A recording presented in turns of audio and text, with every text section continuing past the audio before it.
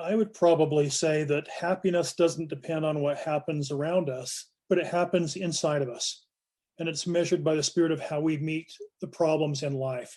And it's all about happiness. It's all about being able to, make the proverbial lemonade out of lemons that we're often dealt with. And I've found that happiness is something that you don't find, you make. Mhm. And as you try to make the happiness, it comes down to one thing. It comes down to faith. It comes down having the faith, recognizing and knowing that if I strive for this happiness in my life, I'm not going to be miserable. I'm not going to continue to think about what wasn't versus what is. Hello and welcome to the Disrupt the Everyday podcast. We're here to help you navigate life while disrupting the status quo. Our discussions cover a number of topics relevant to everyday life. We discuss everything from relationships to entrepreneurship. We also engage in some difficult but important conversations. And now, here are your hosts, Brian and Tanya Hamilton.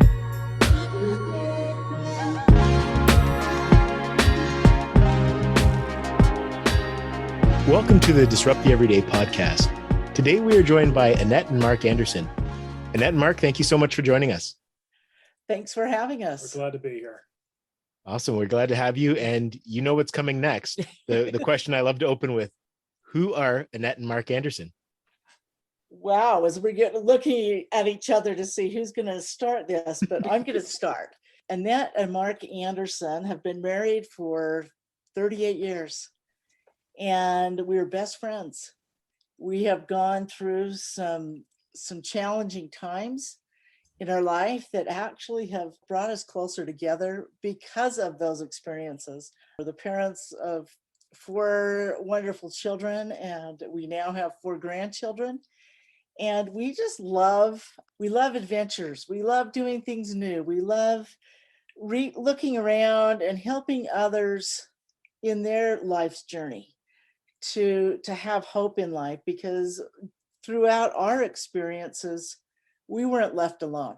And we're paying it forward, if you will, of those that reached out and helped us as we were in these really difficult times. And now we're to a point that we have healed enough on this journey and through this grief process that we can help others. So I told you this was going to be a loaded question when you asked it. And that's kind of giving you a little bit of an insight about who we are personally. But along with the 4 children that we have, one of the things that we went through that was very difficult, and by the way, we've gone through some wonderful times as well. I think sometimes we focus on some of the challenges that we have, but the wonderful times in life, I think, come as a product of perspective and trying to learn and to grow and to progress.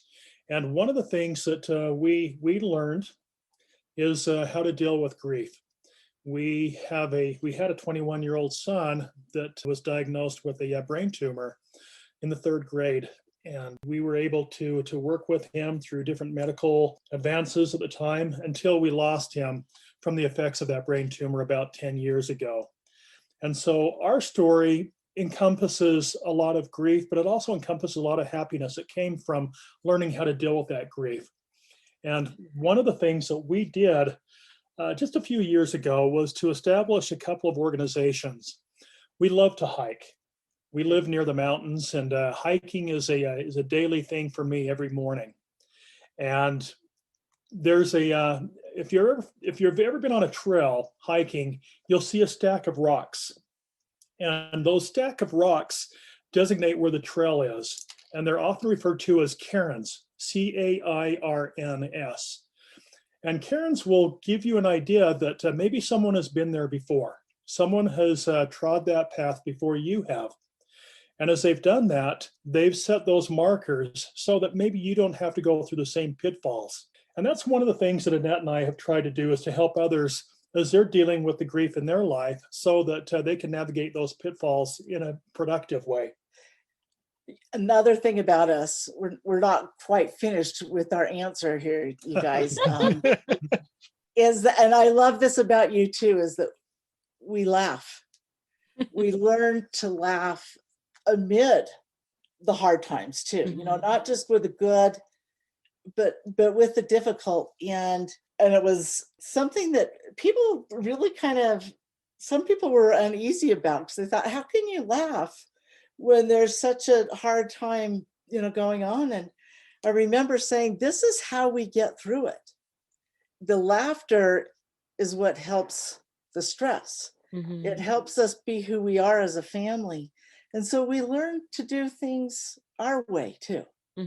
And to find that it was a conscious choice to strive to be happy, even though, X, Y, and Z is happening. Our life was falling apart around us. It was. And as parents with young children, when you can't fix the problem and you're there to care for them and try to alleviate the pain and do those things, but you ultimately can't fix it, it's rough. It is so difficult and not to just focus on the one, but also your other children. So we had to learn to manage some difficult situations, but what ultimately happened was that our family became closer. Our children were a part of the caregiving.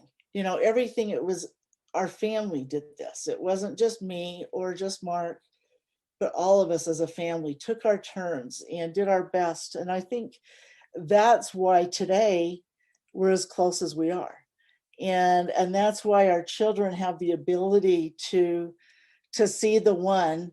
I remember going to parent-teacher conference, and when our youngest son was in high school, and the teacher, that's always, it can be a stressful thing because you don't really know what you're going to hear. And the teacher said, I would give anything for my daughter to marry someone like your son. And I was taken back, and it was because he didn't have to be in the limelight. He was there to watch and to help those that needed a friend. And I really think that came because of our experiences. Most importantly, I think that we've learned some skills, and maybe we can talk about some of those skills today. So there's a question when we were preparing this interview that I came up and I was thinking about. So I want to ask it so I don't forget.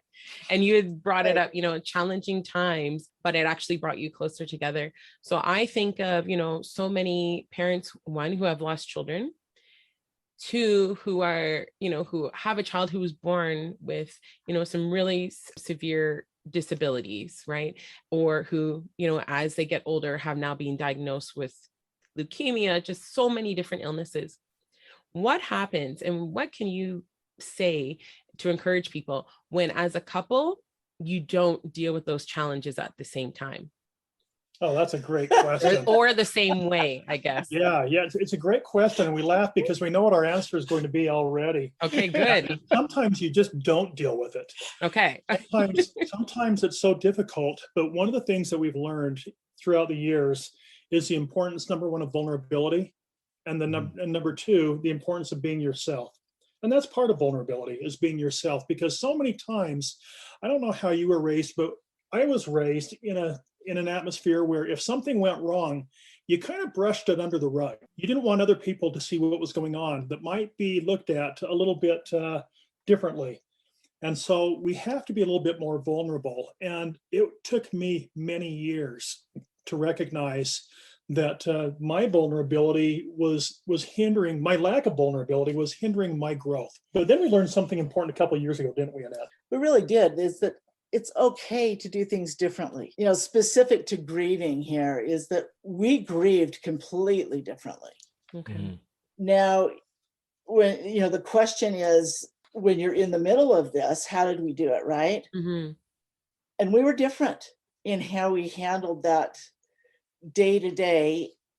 And for, I was worried about Mark. I was worried he was in denial.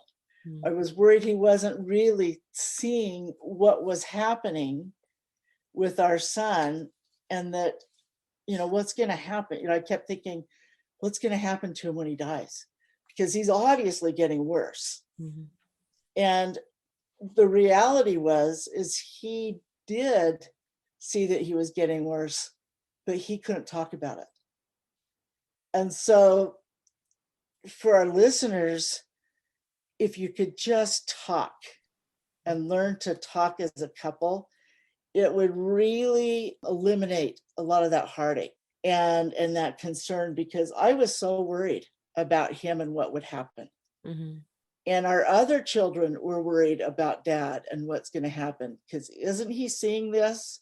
Isn't he, because he would just go on like normal and talk about, well, he's going to get better. And we're, the rest of us are looking at this and thinking, no, he's not. And it's that fine line of having faith and hoping that the miracle's going to come, but trusting that it's going to be okay if it's the Lord's will to take him home.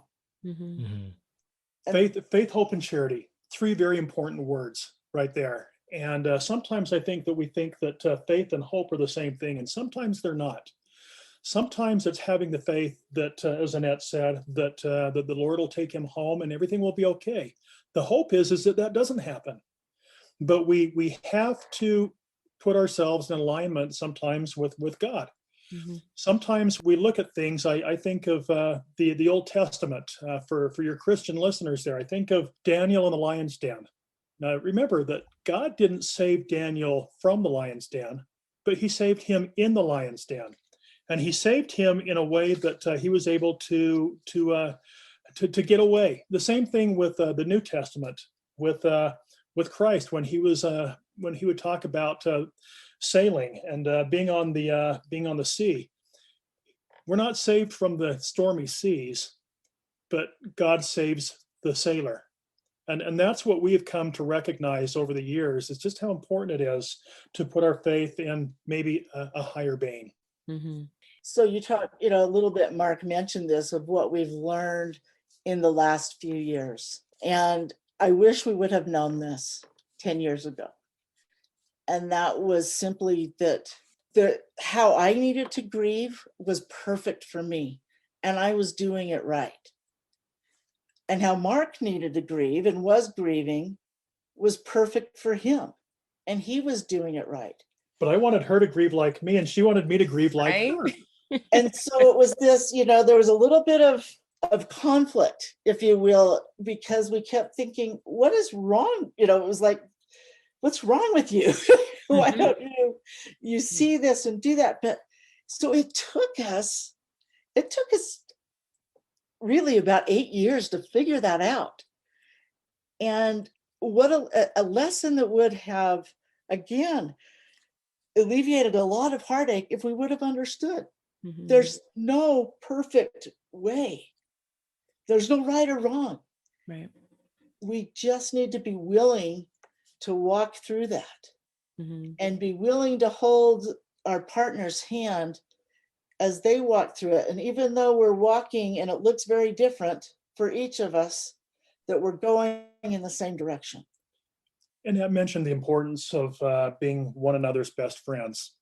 And while that's important in any marriage, it's especially important when you're dealing with adversity in your life, when you're dealing with tough times. We learned that, and this is a sad statistic, that parents that lose a child are apt to divorce over 73% of the time. That's a very sad statistic. And a lot of the reason why is because they don't understand the mechanisms of grief. They don't understand that they can't grieve together the way that they should. We did something fun a couple of years ago, and it really opened our eyes. You've probably taken personality assessments before, and they'll tell you everything you don't want to know about yourself. And some things that you think, yes. I knew it. I like that one. But we took this assessment. It was called the Enneagram. And the Enneagram, as we took it, Annette came out as a helper, and I came out as an achiever. And when you looked at the two of those together, it said, beware, because these two don't deal with difficult situations very well together. And we looked at each other and said, oh, okay, that kind of makes sense. And we learned how to deal with those clashes and with those conflicts. And I think that it helped us become more sympathetic for each other, which obviously strengthened our marriage. Right. Mm-hmm. And I mean, the reality is, losing a child, I think that is a loss, grief that is mutual, right? We can lose parents, we can lose family members, but obviously the one, a grandma, that's, somebody, I'm just thinking of my personal experience. Yes, Brian was close to her, but, not as close as I was, because I grew up with her all in my life, right? But then losing a child, I think back, we miscarried twins. And, that's a mutual loss together, right? Your child, that's a mutual loss that you share, and, navigating through that grief and the loss. And then also as a family, when you involve, the other children that are, also there, and that's a whole nother story, I guess, right? Here's something that we learned is that grief has no boundaries. Mm-hmm. And as you grieve, your grief for losing your grandmother can't be any less for Brian than it was for you. Mm-hmm. And it might seem that way maybe, but you have that shared grief as well. But what we've learned is that everybody has the right to grieve the way they want to and the way that they need to in order to find the closure that's necessary. And the other thing with that, I'm sorry about your miscarriage and losing your twins. I'm not going to discount anyone's loss or their grief and say, well, they, that's not as big of a deal as mine. Right. No, it's a loss, and your heart hurts and your heart aches and it's broken. And so it still has to go through that process. I wish we would have understood, if we would have had these skills and understanding 10 years ago that we have today, I'm sure that we would have done a few things differently. Mm-hmm. And we would have, I feel like we would have helped our children more. And we would have done, that we're left because I think they felt like they needed to take care of us too. Mm-hmm. And so they would do those things to help take care of us. But the biggest realization I had through all of this process is that it's okay. It's okay. It's okay how long it takes. Mm-hmm. It's okay that we think that we've already, we've gone through this process. We're great. We've gone through this whole grieving process. And then all of a sudden it shows up again. It's kind of like you come around and here's another layer. And I remember just being frustrated. And I thought I dealt with this. What did I do wrong? Well, I didn't do anything wrong. But I was learning it at a different, deeper level the next time around.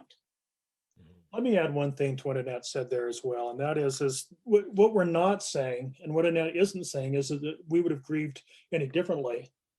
We're not saying that we would have grieved any less. Mm-hmm.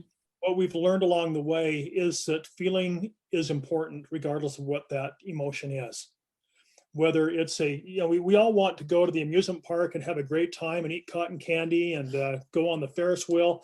We all want to do that, but we also have to deal with the grief that comes along in our lives as well. And every one of us will deal with grief one way or another, many times throughout our lives.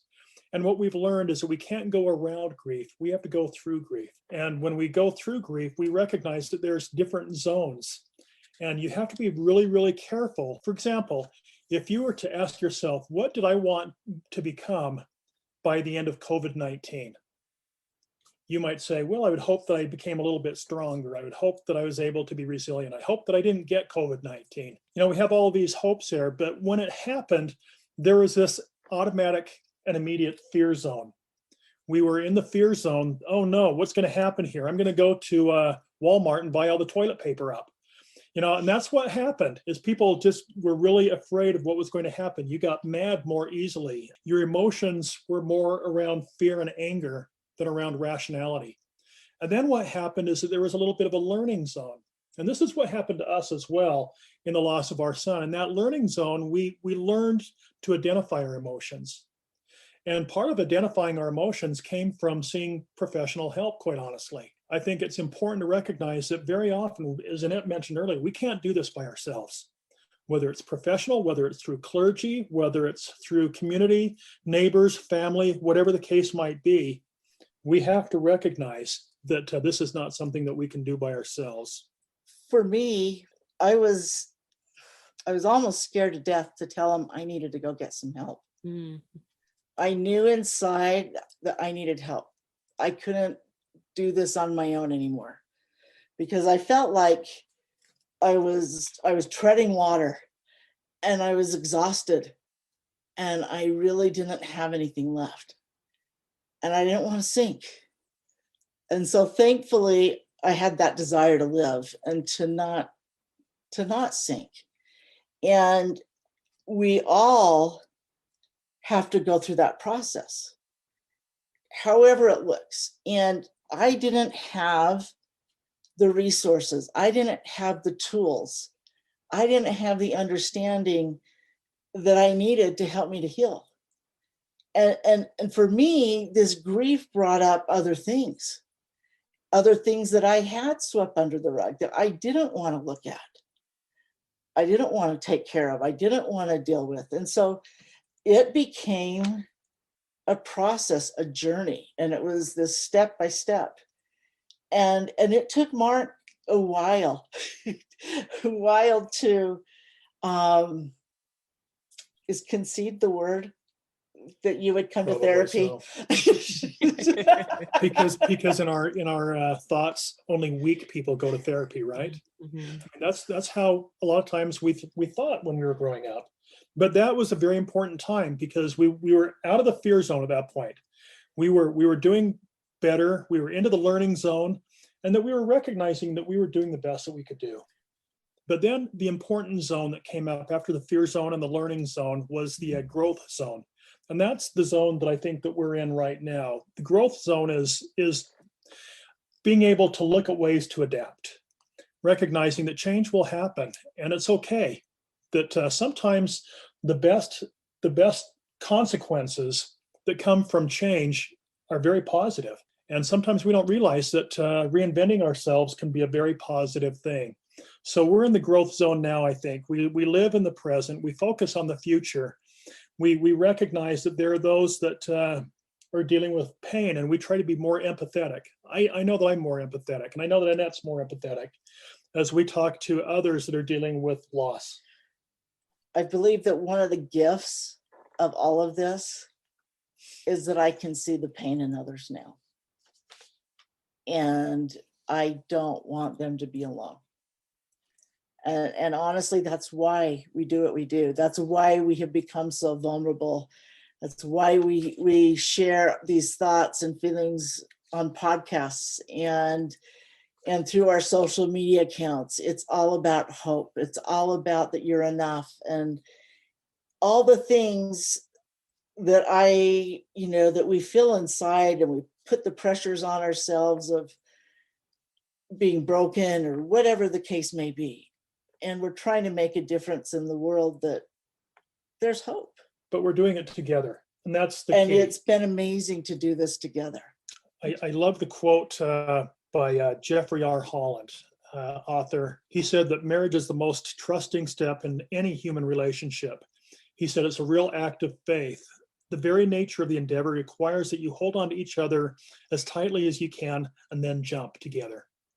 And that's what we've done, is what we've tried to do, is to jump together, realizing that we don't have all the answers, but No. what we have learned is that in dealing with the difficulties of life, it does get better from here. Who would think that 38 years into your marriage, you're going to be more in love, and that you're going to be better friends, and that you're going to have more trust? I mean, all these things. I thought I was in love when I was 19 and we got married. I was young, right? I was 23, by the way. Much older.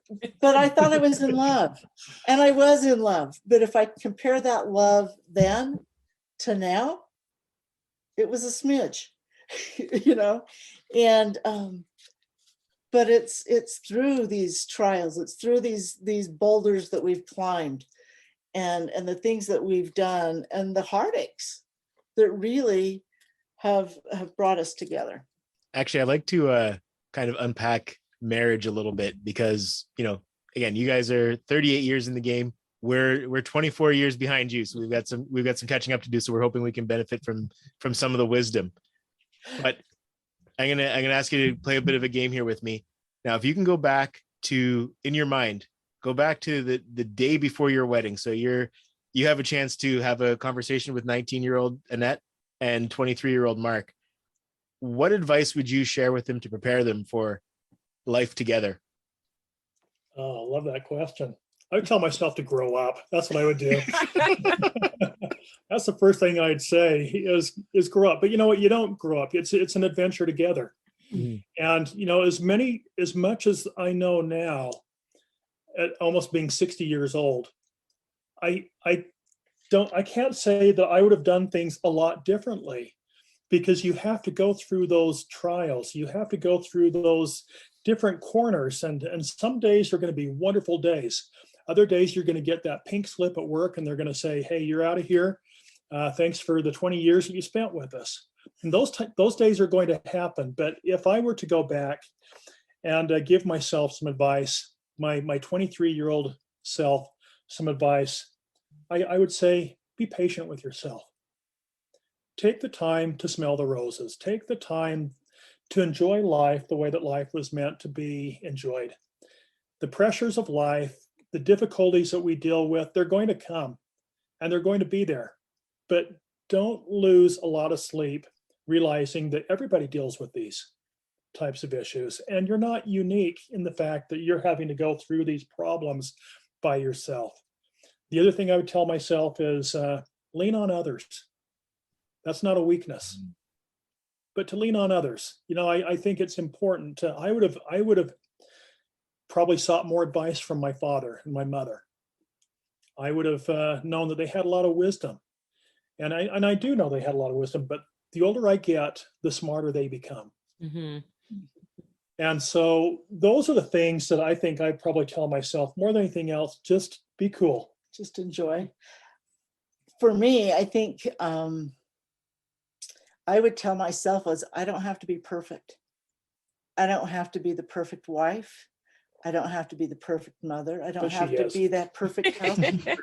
You know, I remember those days with the little kids, and I knew what time I expected him home from work, and it'd be 5 minutes before, 10 minutes before and it would be a mad dash to hurry and pick everything up and tuck him away and, make it look like I, had this house all cleaned and I was all put together and, all this crazy stuff that I thought I had to live up to this image. And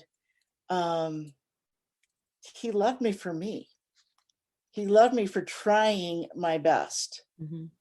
And I didn't need to make him think that I had it all under control, because guess what? I didn't.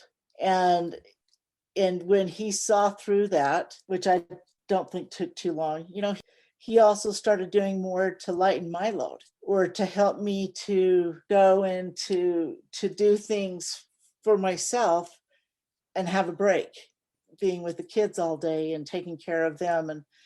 And I've always loved that, which about Mark, and I didn't know that this would happen, but he wasn't afraid of me dreaming and accomplishing things. Mm-hmm.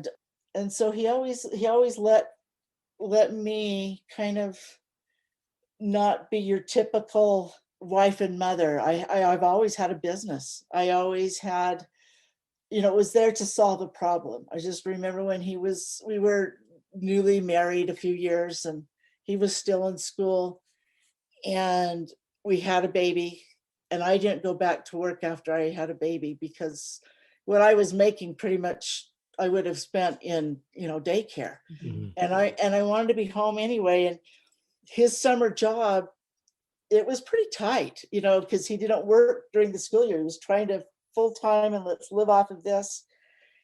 And I remember thinking, what can I do to help bring a little money in? And I remembered, I had worked one summer at a t-shirt company printing t-shirts. And I thought, you know what, we can do this. I could sell t-shirts. And I found a distributor and I found a printer and I did those things. And I remember the first time we made, was it $35 or $50? $38. And we celebrated. I mean, it was like $38, that it was a big deal. And so, you know, celebrating those wins together. So I think as that, back to that 19-year-old me, it was, look what you can do together and to build together. And I would remind me that it wasn't Mark and it wasn't Annette, but together we could do all these things too that are wonderful.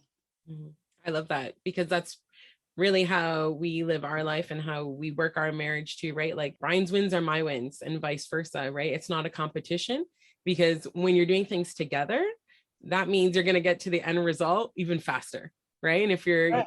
So, you know, there's been seasons all along where we've had, you know, listening to your story, sounds like us, where, you know, we've done all the crazy jobs. We worked our 9 to 5s and then we went and worked overnight and just different things like that. But it's like, okay, when you have that goal in mind and you're willing to work together, instead of it being almost like a competition of, you know, who's making more and who's doing this, it's like all that so much more enjoyable when you get to that, you know, when you get that goal achieved. Yeah, I think really you take advantage of the opportunity to grow together, like you've said, rather than growing apart. Right. You know, one thing I would also tell the 19-year-old Annette is that when Mark pulls out the vacuum and starts vacuuming, it's because he loves me, not because I didn't clean the house. But it took a while before you realized. Yeah, like almost that. Oh no, I missed it took a good probably 30 years. So I just got to add one thing to that as well. And that is that somewhere along the line, we get the idea that marriage is a 50-50 proposition. And that if I'm not pulling my weight, you know, then I'm in trouble. Or if I'm not pulling my weight, then it's not a good marriage. But what we've learned is that marriage is a 100% proposition. Yes. There will be times when Annette is sick, and I know that I have to be 125% today because she's only going to be 75%, and vice versa. And those are important, because I think that we get stereotyped in life that this is what my role is, this is what your role is. And there's probably more divorce that comes with not understanding how important roles are in life, and that it's not, you're not pulling your weight. It's what can I do to support you, because I can see that there's a concern or that you're not feeling well today. Just a funny thing. I love to work in the yard. I love to mow the lawn. And you and me both. And this has probably been about 15 years ago. And Mark's mother called and she asked what was going on. And I said, I'm mowing the lawn. And you could hear this gasp, because, you know, women don't mow the lawn. And I believe he was out of town. He traveled a lot with work. And she started asking what the kids were doing. And the boys are in cleaning the house. And she just, you know, again, it was like, these roles are reversed, and the boys should be out working in the yard and the girls should be in cleaning the house. Now put it into context though, Annette. My mother, if she was still alive, would be 100 years old. Okay. My dad would be 104. But what has happened during the last few generations is we've changed. We've evolved into better people, I hope. Well, and honestly, our son, after he had his brain surgery, he became a little OCD, and he cleaned the kitchen better than I did. We all know our limitations and our strengths, don't we? We do. And so I knew that we were, you know, that this was a good switch. But when you talk about changes, you talk about the cultural differences and things of how today we're really trying to open up dialogue, open up that it's okay to not be okay. You know, I think we've gone through this, that we can't have anxiety or depression. We just have to have the smile on our face and all is well. But we don't always feel like all is well. Right. And that doesn't mean anything's wrong. It just means that it's life.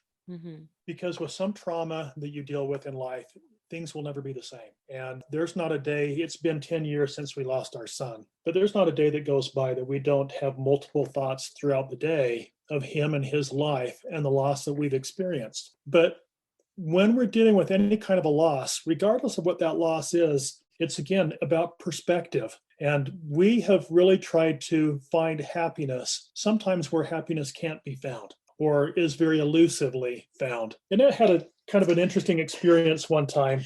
It happened to me twice, two different women. And this is what you don't do. Great example of what you don't do when someone's lost a child. And one day I was at the grocery store, and it had been a couple months maybe since our son had passed away. And I had just gone through the checkout line and I was heading out. And this lady stops me and she says, "Are you over it yet?" Oh boy. How many months after It he was passed just away? maybe 3 or 4. And I'm like, what? Totally caught me off guard. I'm like, Yeah. I'm never going to be over this. Nor do you want to be. Right. And so it just was a shock to my system. And I thought, what? I mean, it's just something I was just kept pondering and thinking. And I thought, that's not, I want to be happy. I want to have joy. I want to be authentic. I don't want to be in pain every second of my life, but I'm not there yet. Right. And then another day, I have found that if I get out and go for a walk, it's very beneficial for me, just emotionally. And I was walking around the block with a friend, and this lady stops me and she tells me I'm living a lie. I'm like, what are you talking about? She goes, well, I've seen you smile. I've heard you laugh. And I said, yeah. And she said, well, how can you do that? Because you lost your son. And I told her, I said, it's a choice I've made to try to be happy and to have joy in life. I have 3 other children. I don't want, I love them. And there are good things about life, even though I've lost my son. And as a mother, when you see your children suffer, and I'm sure I'm not discounting you two here, you men, you don't want to see your children suffer either. But I was to a point that I was praying that he could go home. He could go home to God, because I couldn't handle seeing him suffer anymore. Mm-hmm. And the night that he died, and he was in a car accident, he had a seizure just around the corner from our home. And I'm standing out on the road while they're caring for him, the medical teams. And I'm just relieved on one hand that it was over. On the other, I'm feeling guilty that I was relieved. Feeling that way. He didn't have to suffer anymore. No. But what I'm trying to say is that it was a conscious choice I made to find joy in life. Mm-hmm. And I feel like, and I told this woman, I said, you don't see me at home. You don't see me when I'm crying and I'm really struggling. But I'm trying really hard to find this path and to stay in the light and to have hope. Mm. And I believe that's a key for all of us, because we can get really down and we can get stuck in that darkness. And it takes effort. It takes a conscious decision to find the light and to get out of that dark place. And so that's something that we all can do. It doesn't mean it's easy, mm-hmm. but it's a choice. No, I think you may have answered this question with that answer, but I'll leave it up to interpretation. So if, with everything that you're doing right now, with all of the life experience that you've had, everything that you've been through and everything that you've been able to share with people, if you had to take it all down to one piece of wisdom, and, you're told after your time here is done, this is the one thing that you can leave for your kids, for everybody who's listened to your podcast and who's been able to benefit from your work, what would be that one piece of knowledge that you would impart? I would probably say that happiness doesn't depend on what happens around us, but it happens inside of us. And it's measured by the spirit of how we meet the problems in life. And it's all about happiness. It's all about being able to, make the proverbial lemonade out of lemons that we're often dealt with. And I've found that happiness is something that you don't find, you make. Mhm. And as you try to make the happiness, it comes down to one thing. It comes down to faith. It comes down having the faith, recognizing and knowing that if I strive for this happiness in my life, I'm not going to be miserable. I'm not going to continue to think about what wasn't versus what is. And I would say that you've got to be careful when it comes to relationships, trying to find that happiness. Sometimes that happiness doesn't seem like it ever comes, but then you reflect and look back and realize that, well, it needed to start with me, and it didn't, and it isn't. Once you can recognize that, and once you can determine what you need to do to show a little love to yourself, which we don't do very often and very well. But once I can have a little bit of self-love, once I can have faith in my abilities and trust in the wisdom of God and work towards a better me, everything else around me is better. Mhm. For me, the one bit of wisdom that I've learned from this is to trust. Trust in God's timing, trust in his plan, trust in that somebody knows better than I do. Mhm. Trust that I'm doing my best. Trust that Mark's doing his best. It may look different, I may not understand it, but trust that he's doing his best too. Mhm. So from that trust, it goes a long way too. That trust is also hope. That trust brings peace and love and so many other things, but at the root of it there was just that trust.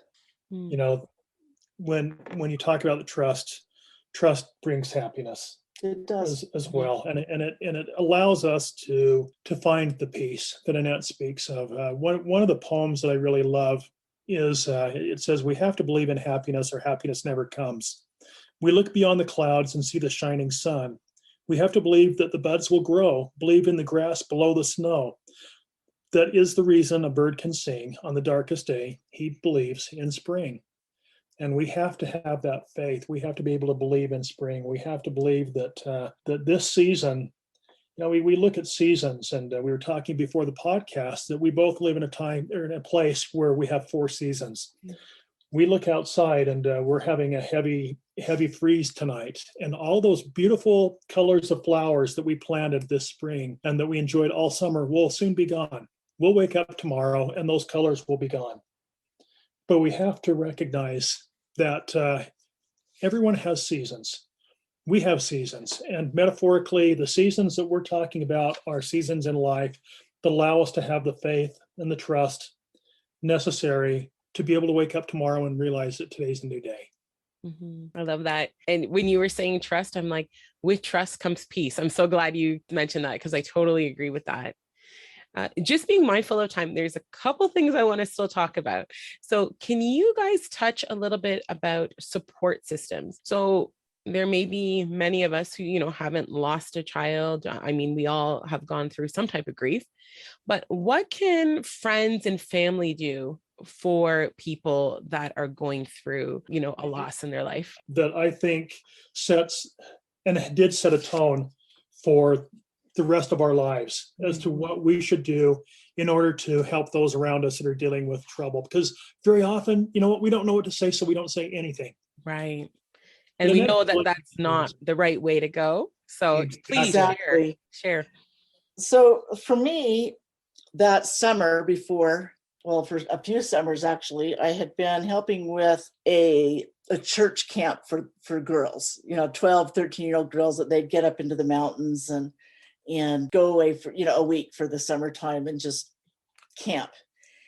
And along the way, you build this relationship with those people that you work with, and you get really close, right? These women became my friends. And the night after our son passed away, these women all showed up at our home. Probably what, about 15 of them? There was 13. Yeah.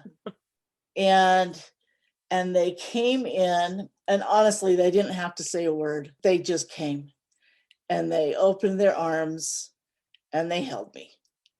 And we sat around in our living room, and tears and laughter. I mean, all of these emotions, right? But then my friend said, "Can we sing some hymns?" And it was not something I would have ever thought of, right? And all of a sudden, these 13 women sitting around in our living room are singing, and it was the most angelic, spirit-driven, spirit-filled, loving experience I've ever had. And our home, it felt like heaven. Mm. And I knew that God loved me And was aware of you. and was aware of me because of these women. And I don't know if, I think I just couldn't feel it. I was a little numb from the death of your son. You know, you're just trying to go through and take care of the things that you need to take care of. And even though we felt like he was going to die, you're not really prepared, right? But when they sang, and music speaks to my heart and to my soul. And so when they're singing, they're bringing this in, and I just felt that love of God. And that's when the healing began, was that night. And so support groups, friends, the thing I would say is don't be afraid.